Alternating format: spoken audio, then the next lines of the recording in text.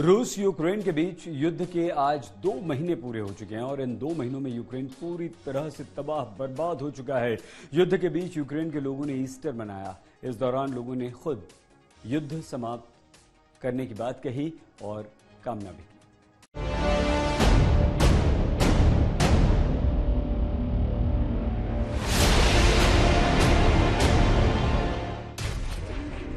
युद्ध के बीच लोगों के चेहरों पर खुशी की ये तस्वीर यूक्रेन की राजधानी कीव की है, जहां पर रविवार को लोगों ने धूमधाम से ऑर्थोडॉक्स ईस्टर का त्यौहार मनाया। इस दौरान लोगों ने युद्ध खत्म होने की कामना की। दूसरी तस्वीर यूक्रेन के बूचा शहर की है, जहां पर एक चर्च के बाहर बड़ी संख्या में लोग नजर आए। ये शहर कीव के बाहरी इलाके में स्थित है। यहाँ पर कुछ दिन पहले ही रूसी सैनिकों ने आम नागरिकों की हत्या की थी, लेकिन डर के साए के बीच एक बार फिर लोगों के मन में स्थिति सामान्य होने की उम्मीद है और इसी उम्मीद के साथ ईस्टर के मौके पर लोग यहाँ पर जमा हुए। वहीं यूक्रेन के राष्ट्रपति ज़ेलेंस्की ने ईस्टर के अवसर पर एक बार फिर लोगों को जीत की उम्मीद दिलाई।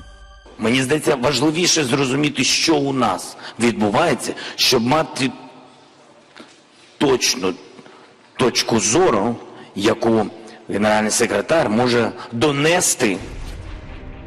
वहीं पिछले 2 महीनों में रूस की सेना ने यूक्रेन के कई शहरों को तबाह कर दिया। रविवार को रूस के रक्षा मंत्रालय ने यूक्रेन पर हमले का एक भयानक वीडियो जारी किया, जिसमें ओडेसा के सैन्य ठिकानों और कई बख्तरबंद गाड़ियों को तबाह करने का दावा किया गया। हमले में अमेरिका और यूरोप से मदद में मिले हथियारों का बड़ा भंडार भी नष्ट हो गया। आपको बता दें कि अगले 5 दिन तक यूक्रेन में पूरे रीति रिवाज के साथ ईस्टर मनाया जाएगा, लेकिन यूक्रेन की स्थिति बदतर हो रही है। यहाँ लोगों की आंखों में आंसू रुकने का नाम नहीं ले रहे। युद्ध के दौरान अब तक यहाँ हजारों लोगों की मौत हो चुकी है। लोगों ने अपनों को खोया है। अब सभी युद्ध के थमने और नए सिरे से जिंदगी शुरू करने का इंतजार कर रहे हैं।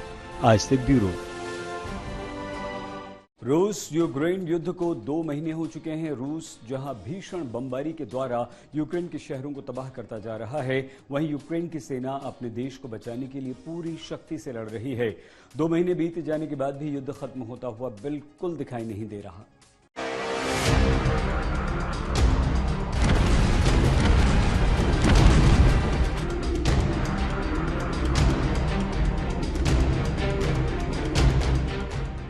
रूस यूक्रेन जंग को 2 महीने हो गए हैं। इन 2 महीनों में यूक्रेन काफी हद तक तबाह हो चुका है। दर्जनों शहर और सैकड़ों गांव खंडहर में तब्दील हो चुके हैं। बचे हुए शहरों पर रूस भीषण बमबारी कर रहा है। खार्किव से लेकर डोनबास तक में रूसी हवाई हमला जारी है। वहीं यूक्रेन की फौज अपने देश को बचाने के लिए पूरी ताकत से लड़ रही है। इस बीच राष्ट्रपति ज़ेलेंस्की ने जंग को खत्म करने के लिए रूसी राष्ट्रपति पुतिन से मिलने की बात कही है। कीव में मेट्रो स्टेशन पर पत्रकारों से बात करते हुए ज़ेलेंस्की ने कहा कि वो पुतिन से मिलकर लड़ाई खत्म करना चाहते हैं। Це одразу частково вам відповідь щодо замахів. Я не дуже боюсь, дуже боїться моя охорона, скажу вам відверто. І дуже боїться моя сім'я. ज़ेलेंस्की इससे पहले भी कई बार पुतिन से युद्ध खत्म करने की अपील कर चुके हैं। दोनों देशों के प्रतिनिधि मंडलों की अलग अलग जगहों पर कई बार बैठकें भी हुई हैं, लेकिन नतीजा कुछ नहीं निकला। समाचार एजेंसी रॉयटर्स के मुताबिक इस जंग में न सिर्फ यूक्रेन तबाह हो गया है, बल्कि रूस को भी भारी नुकसान हुआ है। यूक्रेनी सेना की तरफ से दावा किया गया है कि युद्ध में 2 और रूसी जनरलों की मौत हो गई है। यूक्रेन का कहना है कि दोनों ही जनरल दक्षिण पूर्वी खेरसन क्षेत्र में लड़ाई के दौरान मारे गए। साथ ही एक जनरल के घायल होने की भी बात कही जा रही है। पश्चिमी देशों के रक्षा विशेषज्ञों का मानना है कि दूसरे विश्व युद्ध के बाद इस जंग में सबसे ज्यादा रूसी जनरल मारे गए हैं। आज तक ब्यूरो। यूक्रेन पर रूस के हमले के विरोध में पश्चिमी देशों में भारी विरोध प्रदर्शन का दौर चल रहा है। शनिवार को फ्रांस और जर्मनी की सड़कों पर सैकड़ों लोग उतर आए। रूस के राष्ट्रपति व्लादिमीर पुतिन के खिलाफ जमकर नारेबाजी की और प्रदर्शनकारियों ने पुतिन को हत्यारा कहा।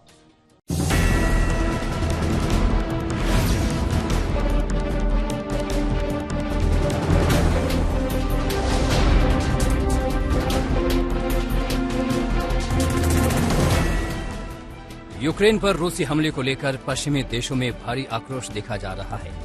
आए दिन लोग सड़कों पर उतर रहे हैं और रूस का विरोध कर रहे हैं। शनिवार को फ्रांस और जर्मनी की सड़कों पर सैकड़ों लोग उतर आए और जंग का विरोध किया। साथ ही प्रदर्शनकारियों ने रूस पर यूक्रेन में नरसंहार करने का आरोप लगाया।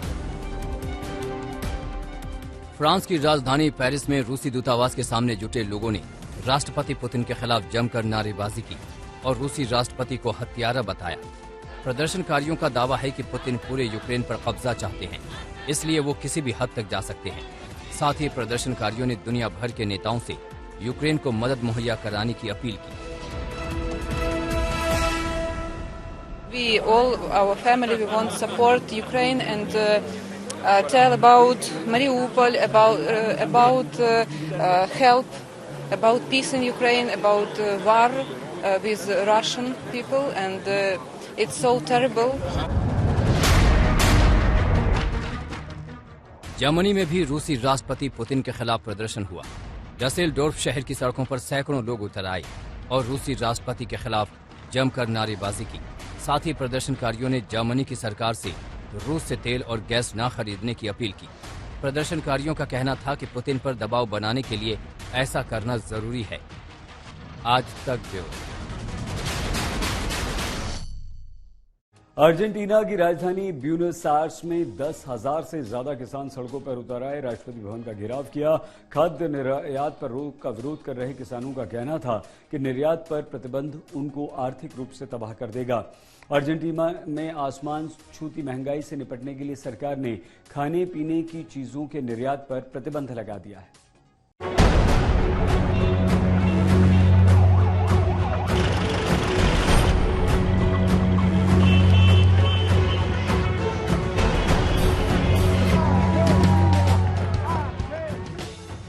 भारी विरोध प्रदर्शन की तस्वीरें हैं लैटिन अमेरिकी देश अर्जेंटीना की, जहां आसमान छूती महंगाई, रिकॉर्ड बेरोजगारी और खेतीबाड़ी में बढ़ती लागत के विरोध में हजारों किसान सड़कों पर उतर आए और सरकार के खिलाफ प्रदर्शन किया। राजधानी ब्यूनस आयर्स की सड़कों पर ट्रैक्टर के साथ उतरे किसानों ने राष्ट्रपति भवन का घेराव किया और सरकार से राहत दिए जाने की मांग की। समाचार एजेंसी रॉयटर्स के मुताबिक किसान ग्रामीण इलाकों में प्रदर्शन करते रहे हैं, लेकिन ये पहली बार हुआ है जब किसान राजधानी में प्रदर्शन करने के लिए राष्ट्रपति भवन पहुंच गए। किसानों का आरोप है कि सरकार की गलत नीतियों की वजह से महंगाई बेकाबू होती जा रही है, जिसकी वजह से खेती बाड़ी की लागत दोगुनी से ज्यादा हो गई है। सरकार की गलत नीतियों की वजह से कृषि लागत बढ़ती जा रही है। हम सरकार से सब्सिडी की मांग कर रहे हैं। हमारे पास बैंक से लिए गए लोन चुकाने के लिए पैसे नहीं है। सरकार हमें राहत दे। फिलहाल अर्जेंटीना में मुद्रास्फीति की दर 6.7% है, जो कि पिछले 20 साल में सबसे ज्यादा है। पहले से ही आर्थिक संकट झेल रहे अर्जेंटीना को कोरोना महामारी से तगड़ा झटका लगा है। लंबे वक्त तक लॉकडाउन से अर्थव्यवस्था चरमराई हुई है। साथ ही रूस यूक्रेन युद्ध से ईंधन की कीमतों में आग लगी हुई है। ऐसे में किसानों के लिए खेती बाड़ी करना घाटे का सौदा बन गया है। आज तक ब्यूरो। फ्रांस में राष्ट्रपति पद के चुनाव के लिए रविवार को दूसरे और अंतिम चरण की वोटिंग हुई। मैक्रो के लगातार दूसरी बार देश के राष्ट्रपति चुनाव जीतने की संभावना अधिक है, लेकिन दक्षिणपंथी राष्ट्रपति उम्मीदवार मरीन ले पेन ने उन्हें कड़ी टक्कर दी है।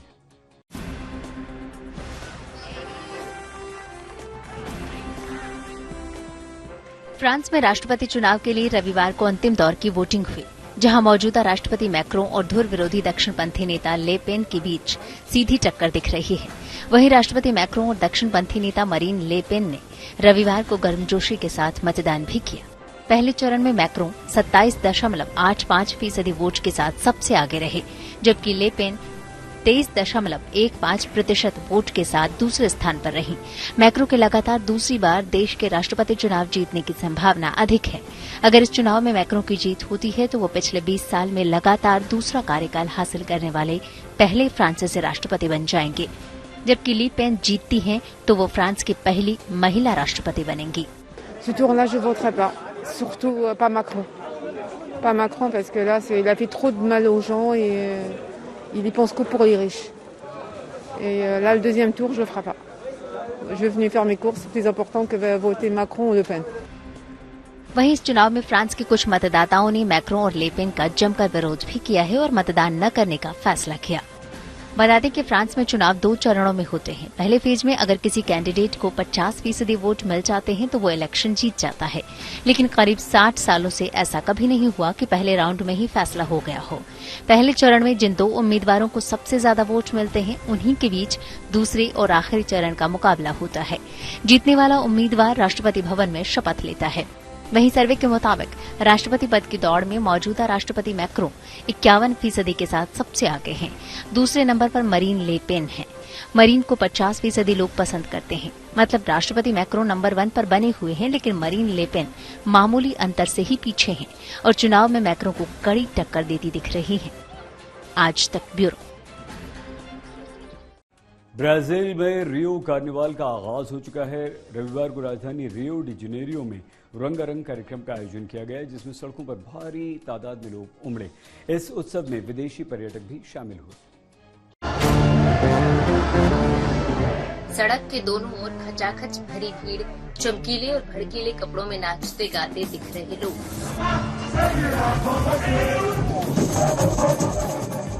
ब्राजील के शहर रियो और साओ पाउलो की ये 2 तस्वीरें हैं जो अरसों बाद दिखाई दे रही हैं।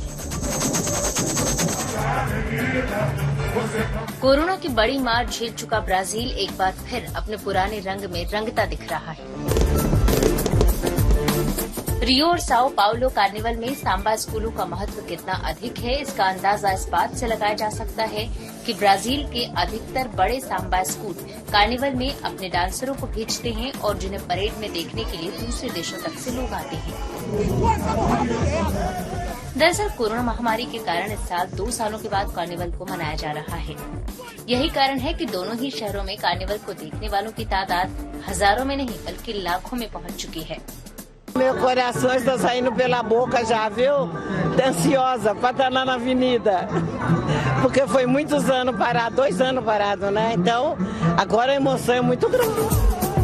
रियो में कार्निवल की शुरुआत 30 अप्रैल से हुई थी, जबकि साओ पाउलो में 22 अप्रैल से इसकी शुरुआत हुई। दरअसल हर साल ये कार्निवल फरवरी महीने में होता है, मगर कोरोना महामारी के कारण इस बार अप्रैल महीने में आयोजित किया जा रहा है।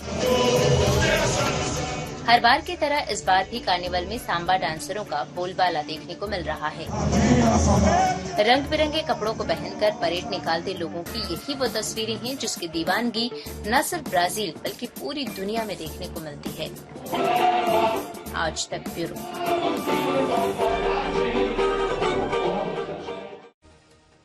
दुनिया आज तक में आज के लिए बस इतना ही। आप प्लीज अपना बहुत ख्याल रखिएगा। देखते रहिए आज तक।